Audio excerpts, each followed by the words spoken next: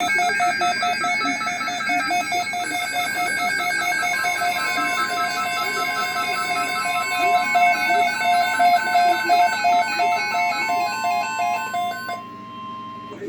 National Weather Service has issued tornado watch number 10, effective until 4 a.m. Central Standard Time Sunday. This watch includes the following counties in Alabama: Still can't go off.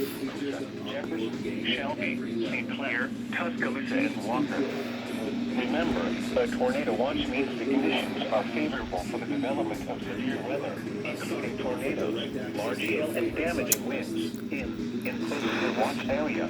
You're done. While severe weather may not be imminent, should remain alert for rapidly changing weather conditions and listen to later statements and possible warnings. Stay tuned to NOAA weather radio, commercial radio and television outlets, or internet sources for the latest severe weather information. Repeating, Tornado Watch number 10 has been issued until 4 a.m. Central Standard Time Sunday for the following counties in Alabama: Bibb, Blunt, Houston, Coosa, Jefferson, Shelby, St. Clair, Tuscaloosa, and Walker. We hope you knew that being selfless does not mean forgetting about yourself. I'm so proud to see who you